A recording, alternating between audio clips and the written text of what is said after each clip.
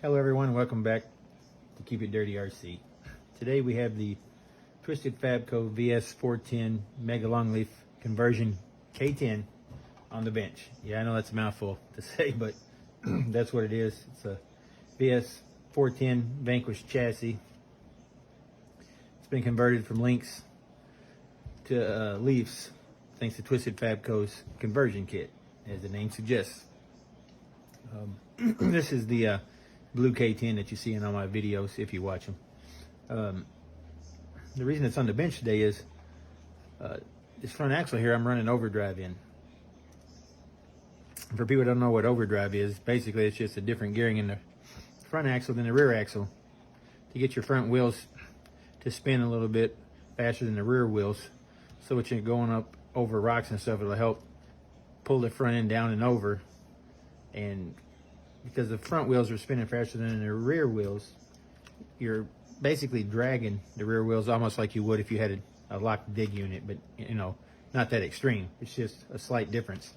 So it helps for tighter excuse me, turns in some situations, and when you're going up and over rocks, it also helps to prevent the front of the truck from coming up, because the back's not spinning as fast as the rear, so it's not wanting to raise up, and then the front is spinning faster, so it's gripping and pulling the truck up over, essentially over the rocks, which is great. But in the case of this vehicle, I use it a lot for trails too, and a little bit more high-speed stuff. And I have quite a bit of overdrive in this front axle. It's around 31%. So, well, 25 in the axle and 6 on the VFD transmission. The front drive shaft runs 6% on that from the factory, so total of 31%. The issue I'm having is these Proline tires here are Predator compound, and it's wearing them out really fast. It's also putting a little bit more strain than I'd like on the drivetrain, because it's a pretty heavy rig. It's a heavy battery, and the big battery that I run, the 5200 milliamp, it's close to 12 pounds, maybe a little bit closer to 11. It's somewhere in between 11 and 12 pounds. All that weight, and then the grip of these tires is really crazy. I can hear some strain on the drivetrain when I'm driving it, enough that I'm worried that it's going to wear out those parts prematurely as well. So this rig is, I had it with the stock gearing in it when I first built it, and it did really well. I wanted to put the overdrive in the front to help get some tighter steering and stuff, but with the damage it seems to be doing to the rig, it's really not worth it to me to keep that in there. So I'm going to be pulling these 824 gears out, and we'll be putting back in the 830 stock gear ratios here for the front, so it front and the rear match. These are Muse gears, because these are Amazon, Vanquish knockoff metal H10 axles. When I get them, I take out the always take out the ring and pinion, and sometimes even I change out the drive shaft for Muse or better brands, because I don't like the fit between the ring and the pinion. It doesn't feel smooth for the ones that come with the axles. And for 15 bucks I can get a set of these and know that they're going to hold up. Some people run the ones that come with them and they last forever. I just like the little extra, I guess, protection of knowing that I got stronger gears in there. So that's what we'll be doing today. I'm going to do a video of me taking the gears out, putting them back in. So if you're interested in that, stick around and we'll be back. I'm sure a lot of you, well, a lot of you I say, I don't know how many people are going to watch this video, but if it does get some views, I'm sure people are going to, out there that are watching, know how to take these things apart. But there's going to be a lot of people that don't. That's why they're looking for these kind of videos. Excuse me. So I'm going to go over the process. Obviously, we're going to take the drive shaft out, front drive shaft. Got to get our wheels off, because we have to pull out these center shafts in here that drive each wheel. Otherwise, you can't get the ring out. So you got to take off the wheels, pull the knuckles off, take the steering loose. In the case of the H10 here, where this gear cover, excuse me, fits on one of the bolts for the shock, and the leaf mount happens to go through here, and it's right in front of the cover. So this bolt has to come out too, so that we can get the cover off and get the gears out, okay? It's not like that on all axles. Actually, I think this is the only one that I've had, that the H10s that are like that. Usually the D44s and the HD44s I don't think are that way either. I like these H10s though, the way that gears come out, because the bearing carriers and the pinion and the ring all come out with the cover, and they're actually bolted into the cover instead of bolted into the axle. It makes it kind of modular. It's kind of cool, I guess. As I see it, excuse me. A little humid here in Kentucky today, so let me clear my throat a little bit. So let's get these wheels off of here to start with.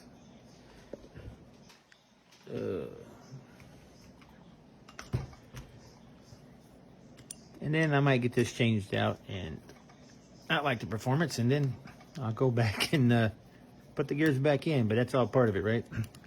Until you get it dialed in the way you like it. It's usually what I do when I build a custom rig.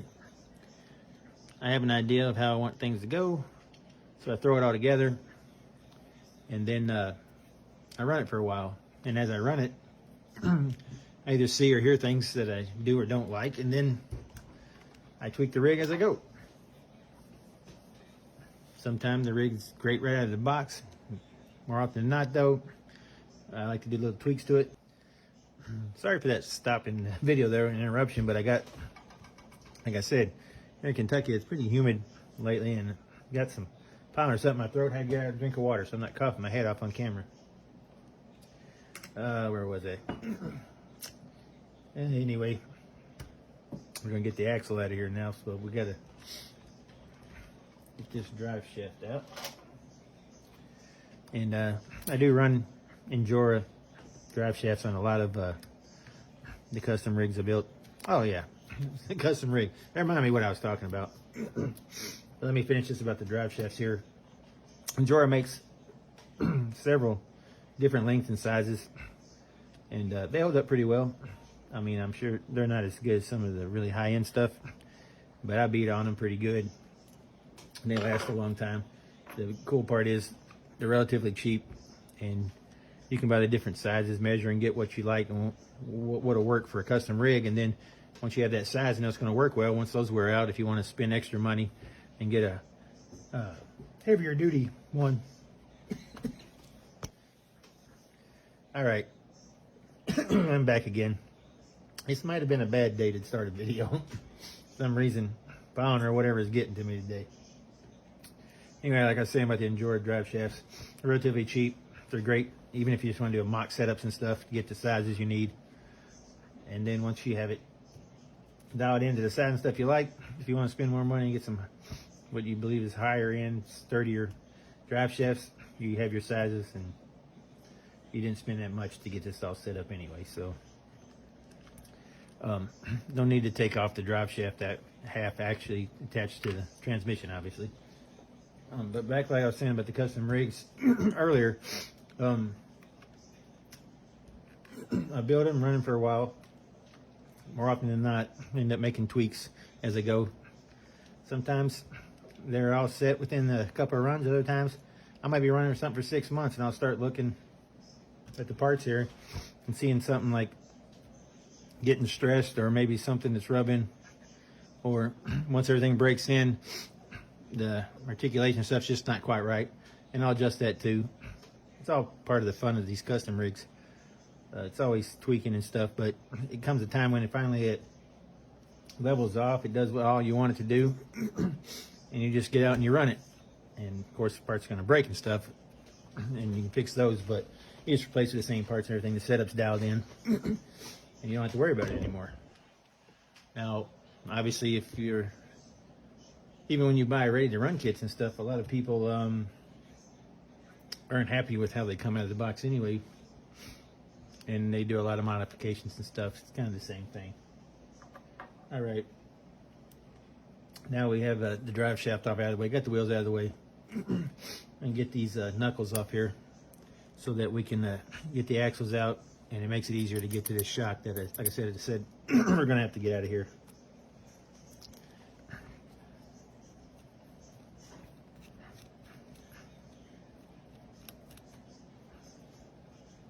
While I'm pulling all this off here, talk about these Muse weights and stuff. I mean, Muse is relatively cheap, and then I haven't had a bad part from them yet.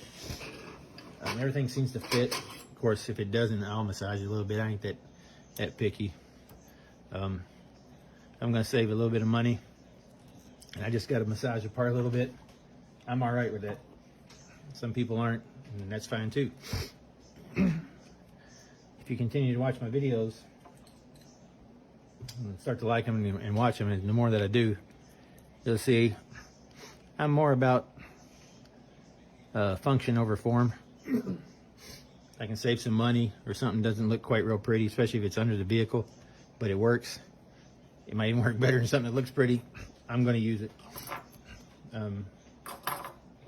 don't know. I'm not one of those. I mean, it's a toy truck. Secondly, it's going to get beat up anyway.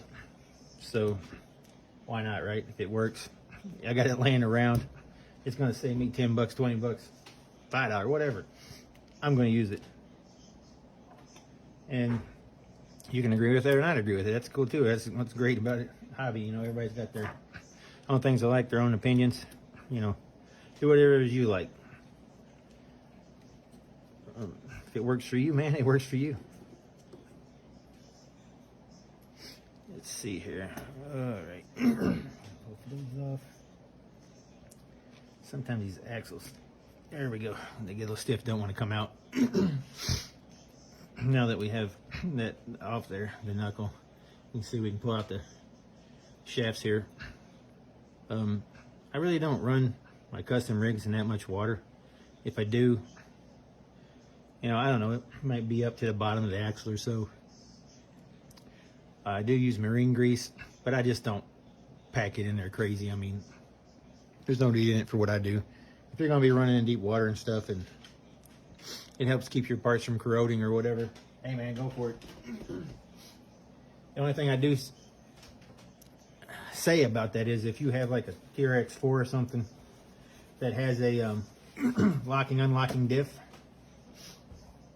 and I know I'll probably get some flack for this, and some people are going to disagree with me, but packing those suckers full of grease, especially if you take it out in the heat on a really hot day and that grease starts to expand and stuff, especially if you're running the stock TRX4 micro servos to shift those, it's pretty hard on the servos, and a lot of times it'll burn them out, or you'll get to where it's not locking and unlocking inside of your axles there.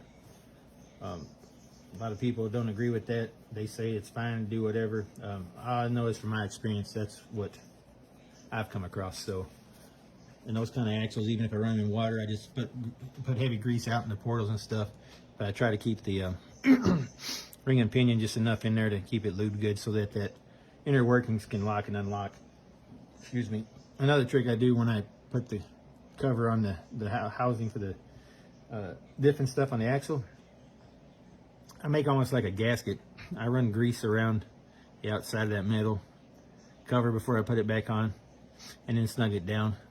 I mean, I know that's not 100% proof, but that's just another step to keep dirt or water from getting in so easy in there. I mean, it's probably still going to get in past there, especially if you don't do it that often, you know, and you're running a lot of water. It's going to get in there either way. But it does seem to help when I do that. All right, we got that one. And as you can see, that's the short side of the axle there. The other side's longer because you got, you know, an offset pumpkin there on that axle. So this one's going to be the same as the other side, obviously. So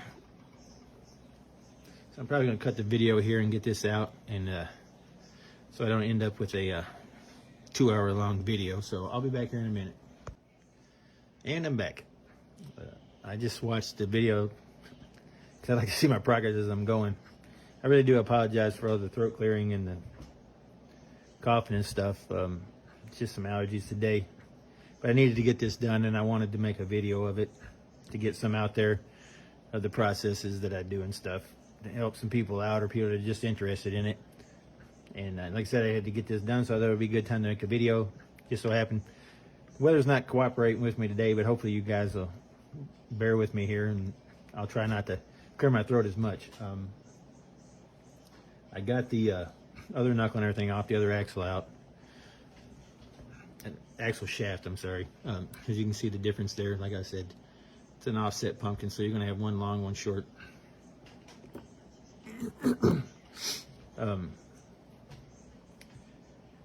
I got this shock over here, the bolt that holds it in. Like I said, it goes through and also helps keep the cover in place. Well, I've got that not completely out, but I backed it off so that it gives me room to get that out. I know it's a little dark in here, and if enough people start wanting to see closer up to what I'm doing and more lighted, I have another room I can use. I have a bigger shop. I have a bench. I have great lighting out there. But this is my place here in the house. Excuse me. Keeps me close to the family. And I think it adds to the keep it dirty RC part, you know. Nothing fancy, but I can showcase my videos. If I need to later on, I'll move out there. But as an example, like this kitchen towel here, which I'm sure a lot of you have done, snagged from your wife or significant other or whatever to use. Well, I snagged this one years ago, and it never made it back. So it's just become part of my theme. You know, it's dirty. It's got whatever on it. Take it out every once in a while, and I shake it out, put it back down, and I don't know. I've just gotten used to it. So back to the axle here. We're getting ready to pull this cover off. We got, let's see if I can get a little bit better light here. Like this, so you guys can see, hopefully. And down here we got 4 bolts that'll allow this cover to come off, and then the other 4 are what I mentioned earlier about this like modular design that holds in the bearing supports and all the gear and everything. It all come out in one piece. Once we get it out, we'll take out the other 4 screws, bolts, and then you can swap the gears out and put everything back in. All right. Oh man, I almost forgot I got my shim in there. That's what I do. I'll forget. I'll flip this thing up and down 3 or 4 times, go to put it back together. I won't be able to find my shim because it'll be laying on the floor somewhere. Let's see. Get that off of there. And actually probably be all right until I get everything off. It's not going anywhere. I think a little bit of grease is holding it on, so let's get these 4 out of here. Get this cover off. If there's anything you guys want to see me work on, take apart, do whatever like that, I'm open for ideas as well. Questions, comments, always helpful. Give me something to make content on. Like I said, eventually I'll be going through all these builds that I already have and going over the parts and stuff. And then I'll be starting some new builds, and that'll be more in depth on the excuse me, body work and stuff like that. But today I was wanting to run this truck before it gets dark out there, and then I remembered I wanted to test this out, so I'm like, well, heck, we'll throw it on video and get started with these, working on these things so everybody can see. Like this one right here is kind of a pain in the butt. It's up behind the leaf mount, and you got to kind of pull the axle out and twist it a little bit, but once you do that, it's fairly easy to get to. And then, you know, my nut, well, my Allen keys here, nut driver, whatever you want to call them. I ain't gonna be too technical about that, but these are made by Enjora too, and they're pretty decent for the price. I mean, like, if you want to spend more and get something MIP or something like that, I mean, there's a lot better quality out there. I'm sure it'd last longer, but I really haven't rounded out anything with them. I mean, they fit nicely into everything. Usually, I use pretty good, hardware, so it's not an issue. What have we still got in here? Oh, I forgot. There's actually 2 screws that go into that cover from over here by where the knuckle is. So let me get that out on, and then I'll be right back, okay? All right, we got that last pesky screw out of there. I was trying not to forget anything when I was making the video, but it actually, I like watching videos when people are doing stuff and it ain't all perfect, you know. They have little oopsies or blunders or whatever, they keep it in. Makes some stuff fun. Lets everybody else know that you're human, you know, and that things just happen, and that's the way it goes, man, and you just work around it and move on, right? So there we go. Like I said, it all pulls out as one piece there. And you got your ring pinion still in there, it's still held in. So then we'll take these other 4 screws out, and then we'll be able to pull out the bearing holders and the gears, and we'll get in the other sides there. So it really doesn't take that long to swap these out, especially if you build the rig a certain way. I mean, there's some rigs that are going to be more difficult than others. That's just like the body on this. If I want to work on the electronics or anything underneath it, it doesn't have quick release body mounts. It has a great system on it though, by the way, that I got from Shrink RC, which allows you to run the RC 4-wheel drive K10 body on the VS410 chassis. Perfect fit. It keeps the body on snug. Works amazingly, but you still have 6 screws you got to take out. Unlike my Boom Racing Land Rover, it's got quick release. My CJ7 has at least quick release in the front and 1 pin in the back. All different designs. It's usually not an issue with this though, because once everything's on here, it's pretty good. I leave it on for a while, but it can be a little more time consuming to get those things out. Let's get these out of here.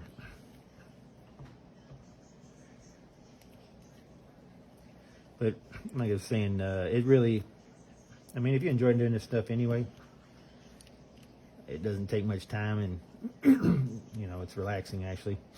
Now, I say it's relaxing. I mean, there's times that, yeah, I have to walk away from it, especially these custom rigs. When you're first getting into them, you're trying to make parts fit. You're trying to come up with an idea to make something work. You think you got it, and then you check it and something else is out of whack, or what you thought you had doesn't work or breaks, you know.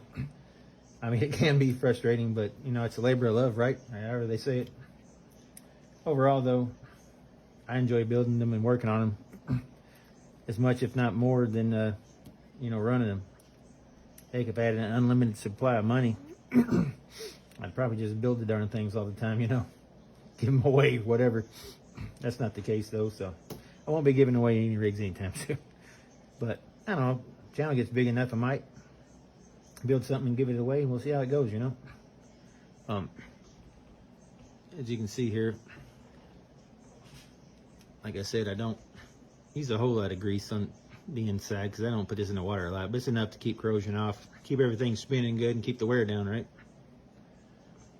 It is a Lucas marine grease that I use. I used to run when I had my TX4s, I ran them in the water and stuff all the time, and it kind of seemed like it didn't matter how much grease I packed in those portal axles on the end. Like I said, I don't put a lot in the center diff on those because of the movement and stuff. And I said earlier, when it gets hot out, the grease expands, which it does, but it comes thinner, but it can build up pressure too if it's sealed good enough. But it's even just as bad though in the cold, because then the grease gets thicker and it's harder for the diff action movement and everything. But anyway, yeah, I would run those, and it seemed like I was always replacing bearings and stuff, running them in the water. I mean, it makes for great videos and fun and stuff, but I'd rather build and run, overdo maintenance. I mean, regular maintenance is one thing, but running it in the water constantly seemed like I was doing more maintenance than I was anything else. So I kind of backed off on the water running. Occasionally I'll get one in some deep stuff, but not that often. So, all right, so we're going to pull these off.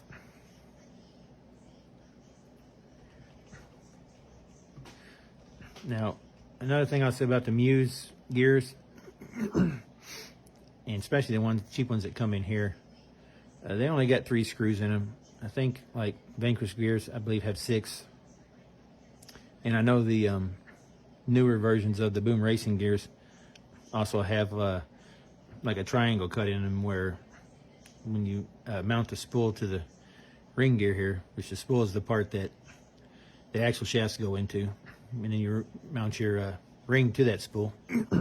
They have it's like a locking fit. It's a triangle shape that's recessed into the gear, and then, you know, it's male female, and then the male part's on the spool, and it goes together, and that helps too.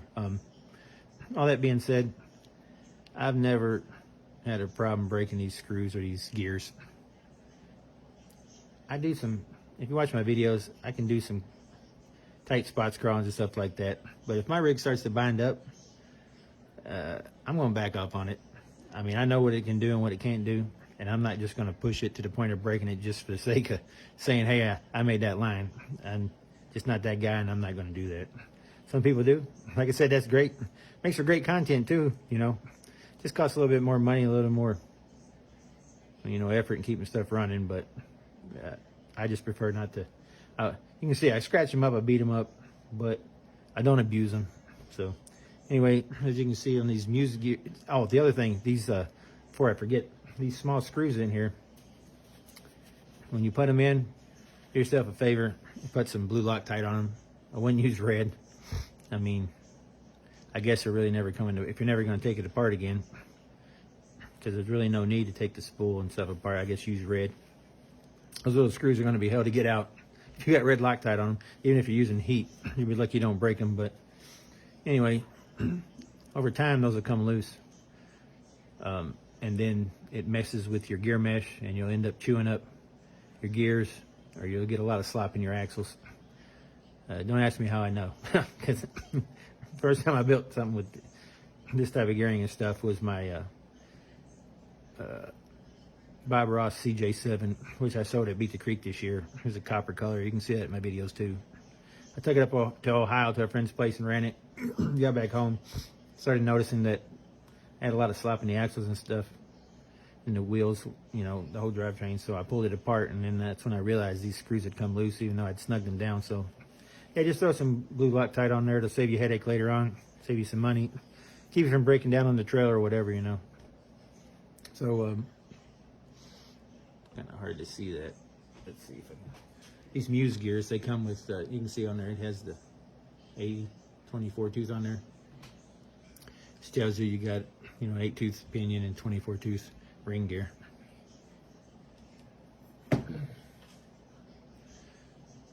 And then you got the shim on there I was talking about, but we're not going to lose it because we're just going to push that out. And now I have the shim.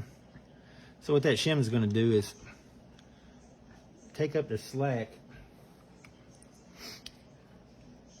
When you put your drive shaft on, you know, your holes are going to line up drive shaft to the pinion, but you might have some slack in here, you know, in this part right here. And that's going to allow the pinion to move in and out. And at times it could separate too far from the ring gear, and then you're going to, you know, have choppy drivetrain, or if it's far enough, it's going to grind the gears down because you got to have that mesh right. So once you get your drive shaft in there and your pin through it, if you got a little bit of play, that's fine, because stuff's going to expand heat and all that. But if it's a lot of slop, these Muse gears come with several different shims. Some of them I don't have to shim. Some of them I run for a while, and then I notice that they've broke in, and then I do shim them. It tends to be the front axles I shim more than the rear. In this case, it might have been because I was running the overdrive, and it started putting some stress and wearing some parts. We'll get that out of there. Maybe. There we go. And then we'll throw these eventually into the old spare parts bin. I might need them on something else. Might end up putting them back in here, like I said, if it doesn't work out like I expect. But my Northwest Scalar Designs F250 extra cab, I'm running those same gears in the front of that. But it's a 14.3 inch wheelbase, where this is a 12.3. So that thing's as long as a bus. It really needs the overdrive in the front to help give it all the turning radius it can get. Now, don't get me wrong, the BBV5, the Bouncing Betty version 5 Northwest Skeller Designs chassis that's underneath it is narrow. It's narrower than this, which is important when you're running Leafs. If you don't have a narrow chassis sometimes, or your axles aren't long enough, like these are pretty long, so it's all right, but like on my Boom Racing Land Rover, when you turn, the wheels are going to want to hit the leaf. So you either need to move your wheels out, or you need to move the leaves in, which is what the BBV5 chassis does. It's a lot narrower, gives you a better turn radius and everything. Great chassis, love that thing. A lot of adjustability on it. Different wheelbases and stuff, and I mean, it just works. That F250, as long as it is and what it is, it shouldn't make some of the turns and do some of the things it does, but it's amazing. So yeah, that one I'm running that overdrive. I'm gonna leave it in there. It has imitation swampers on it anyway, 4.3s. They're very cheap, $22 for all four. So if I wear them out, I'm not worried about that. And that doesn't seem to be wearing as bad as these were, because these are really soft, these Predator compound. I might even go to G8 compound when these wear out and see how they do. All right, let's see, where did I put those stock gears? Here we go.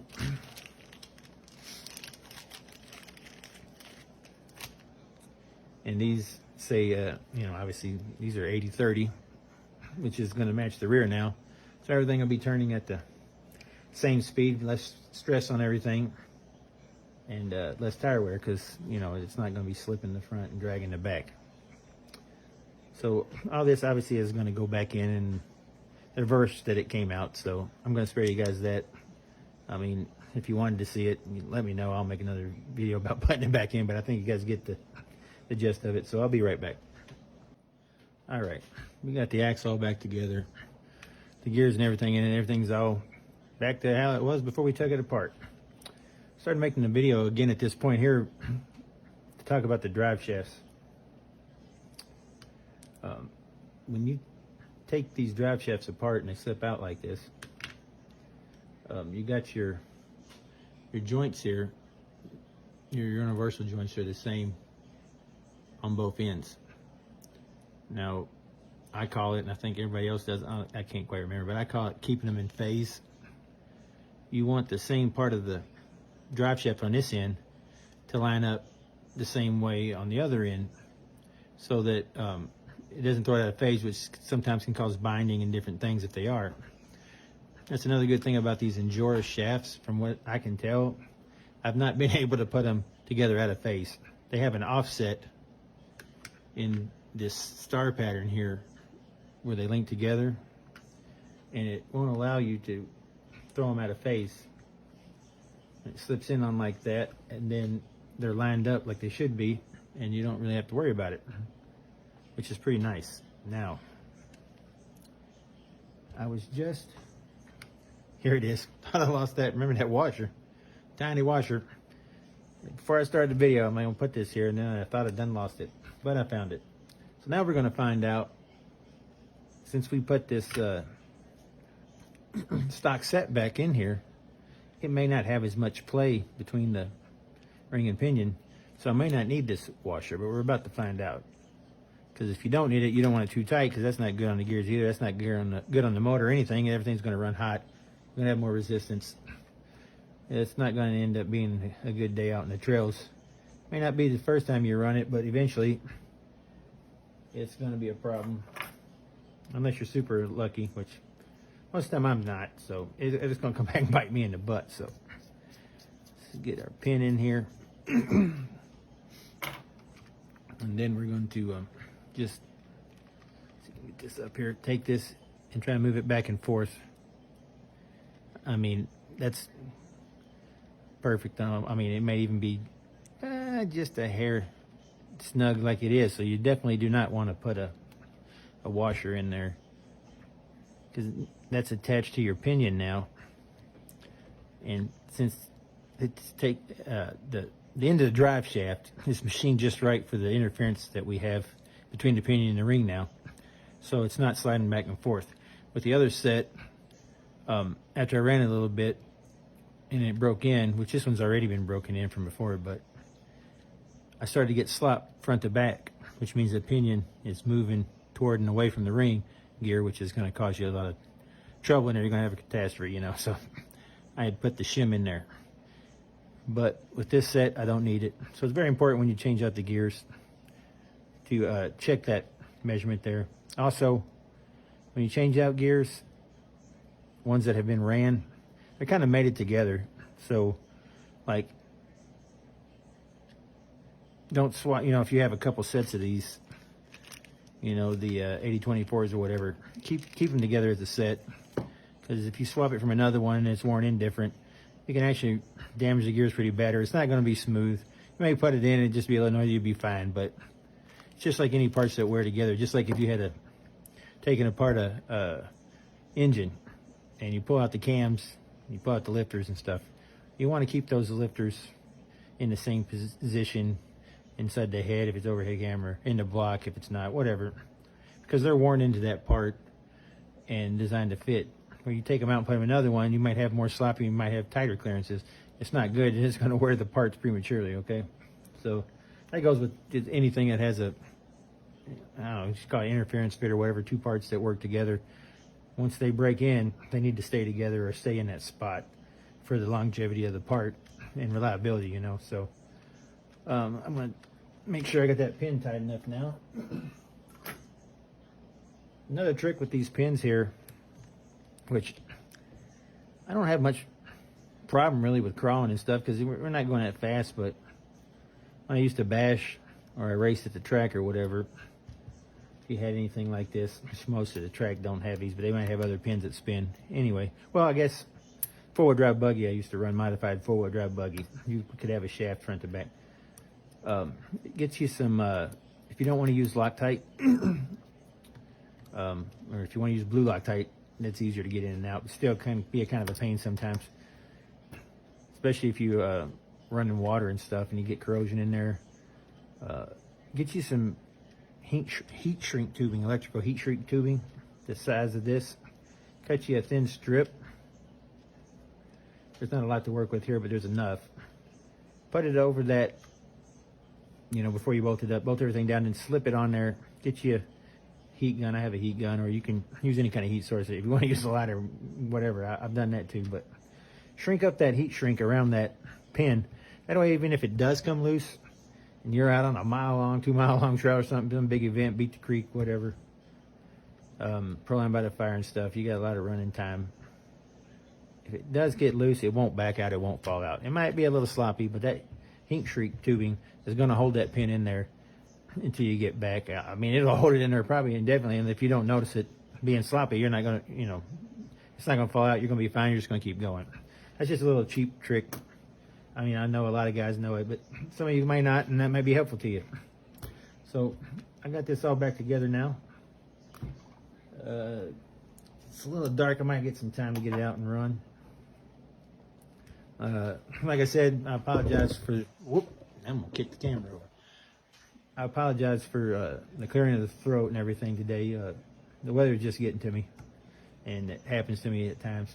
I don't like to put it in videos when it's happening, but like I said, I need to get this done today, and I want to really put it on video, get some videos of me actually working on stuff before I can get that build series going. I know I said I was going to show the F-250 first, and that is going to be the first one I go through completely, but I wanted to run the K10, and I was having some issues anyway with the steering servo. I had to flop it around where the wires are in the front, because with all the flex on this beast here, you can see there's not a lot of room when that servo gets up near the pinion and the spur gear. So it's like 9 times out of 10 it was fine, but every once in a while the axle would just twist back just right on the rock, it compressed just right, and it was starting to nick the wires on my servo. So I'd rather not destroy my Holmes Hobby servo, so I flopped that around, got the wire in the front. I had it the other way because I had this servo horn in the back to give me more steering, but I found out even though I flopped it around and put it up here, it wasn't as bad as I thought. I still got just as much steering as I had the other way, and now I'm protecting that wire. But anyway, now I'm rambling on about that. like I said, I apologize for the clearing of the throat and everything. Hopefully you guys like the video. If there's things you'd like to see or something in the video you see that you'd like for me to change or something, like I said, the lighting and stuff, I know it's not the best. I can see what I'm doing. Maybe you guys can't see and you want to see more in depth. I can change the camera angles, or I can get the better lighting, or like I said, work out to my main bench sometimes for more intricate stuff like that. If you like the video, I'd appreciate it, man, if you would like, share, subscribe, whatever. I didn't realize how guilty I was of it until I started making my own videos, that I'd see a video, love the video, man, that was awesome, great. Might even subscribe, but forget to hit the like button all the time. I still do it. I try to remember now, especially now that I know likes are hard to get, especially on a long video like this. I mean, some short run video stuff like that, get some action going on. It's not bad. People, especially these days, people got a short attention span. They'll watch that video and for a few seconds or whatever and good give you a like. But these longer videos, unless you're really looking to learn something or you're just into it, people, they don't even watch a few seconds of it and they'll move on. But anyway, it is what it is. In the end, if you're good enough, the ratios work out. Hopefully my channels and stuff continue to grow. If not, I'm still going to keep doing it because I enjoy doing it. I enjoy videoing my rigs, seeing them work. And even if I can just help a handful of people with some good information, you know, it's worth it. Some of us old guys remember back in the day when a lot of stuff was, the internet came out and it was all forums and stuff. Back then, forums were full of accurate, amazing information, a lot of good guys on there with knowledge and stuff. Then, you know, things started changing where search engines and all that, people getting led in certain directions because of money, this and that. Everybody becoming a keyboard warrior, mechanic, or whatever. There's so much information out there now. Somebody that's new to this or whatever, looking to learn, may not realize that they're getting fed bad information until they get it together. Stuff don't work, parts aren't fitting right, crap's breaking every 5 minutes, you know. Believe it or not, especially a custom rig like that, there is some art to it, you know. Unlike the ready to runs, you throw them together and they go, and I love ready to runs too, don't get me wrong. But when you start in a custom rig like this, if you don't build it right, it's going to be a headache. And some people get frustrated and then they throw in the towel and they quit and go back to ready to run or whatever. But if you can put in the time and you have the ability, there's nothing like building your own custom rig, man. Something you can be proud of that you built. I mean, I didn't go out here and CNC machine these axles or anything like that, but none of this stuff was designed for this particular chassis and body and all that. It's all, you know, parts from different people, different manufacturers, but you have to have the ability, the imagination, the foresight, see everything works, put everything together, and get it to flow, you know. If you have any questions about whether my stuff works or not, just watch my videos. I think the videos tell the tale. Most of my stuff works pretty good. I'd put it up against, you know, any other builds out there. You know, apples to apples, oranges to oranges, sometimes even apples to oranges. These old Leafs here, these Leaf rigs, people give them a bad name, but with people in the business like Casey at Twisted Fabco, you got Leaf Merchant at MMF, and Corin over here now at, well, he was before that. I didn't say it in that order, but now that I'm with him, you know, Northwest Skiller Designs, these guys have come up with some great equipment here, man. These things, a lot of time and patience, and I don't know, a lot of work's gone into this stuff, and it works. And they build quality stuff. And I'll put my Leaf rigs up against Link rigs anytime, man. And 9 times out of 10, I'm going to hang with them or I'm going to beat them. So much so that I don't even, the only linked rig I still have left is my High Trail TRX 4 Ford. And I have that because my son likes to go with me every once in a while to events, and he'll drive that. It's easier to maintain. He can beat on it. I ain't worried about it. And when I say my son, he's 23 years old, so it ain't like I'm old. It ain't like it's my 5-year-old son or whatever, but I still want him to go out there and have a good time and not have to worry about stuff, you know, about me having a heart attack because he breaks one of my custom rigs is what that's about. But yeah, like I said, these Leaf rigs are pretty amazing. I'm all in. I hadn't gotten into Leaf rigs before because I won't mention manufacturers and stuff, but the other ones that didn't perform quite as well. And while I like the look, I still want a certain level of performance for a given rig. I am going to build some of those rigs later on too, now that I have the ones that perform extremely well. I want to get some that are more scale, you know, like 1-to-1 feeling. Like this thing here, this is just a beast. It's like a 1-to-1, but it's like if you went out and had a full-blown rock crawler that somebody built. I mean, this thing does all kinds of stuff that I didn't expect it to do, and all that credit for that goes to Casey over at Twisted Fabco, man. His stuff, some people want to complain about prices on it and stuff like that. It is lifetime warranty on this stuff. If you haven't gone and looked at his page, go check him out. He gets people ship stuff back all the time. It looks like a pretzel twisted up, and as long as you're following the procedures that he has for his products, part of his warranty, he'll replace them or fix them. I mean, I see him fix some stuff that didn't look fixable, but he stands behind his work. I know there's a lot of other manufacturers out here leasing stuff, these high performance stuff. Casey's the pioneer there, man. That dude, he knows what he's doing. Just like this here, just make a long leaf setup, stage 3. This rear leaf, rear axle, and I'll just say this really quick, and then I'll end this video. It's getting long, but if you know what an AWB is, anti-wrap bar, you don't see one on here. If you don't know what that is, usually you have some type of bar mounted to the chassis or somewhere on a suspension, so that when this axle gets in a bind, it doesn't twist back or forward, which usually will wrap up your leaves and bend them all to heck. They look like spaghetti. The design that Casey has here, this particular one, doesn't require an anti-wrap bar, and I've kind of put it through its paces, and these things are holding up great. So yeah, it's about the end of my rant for today. Hopefully it didn't go too long. Hopefully you guys find it interesting or whatever. My next video will probably be, as far as working on one, will be the F250. Hopefully get some run videos of this thing back together today or tomorrow. Thanks to everybody for watching, everybody that's been interested in my videos, people that are commenting. I'm going to do the videos and stuff anyway, but it's nice to know that people like what I'm doing and are supporting me. So I guess that's about it. Until next time, keep it dirty, guys, and I look forward to seeing you in the upcoming days with more of my build and repair videos, stuff like that. Thanks for watching. Bye.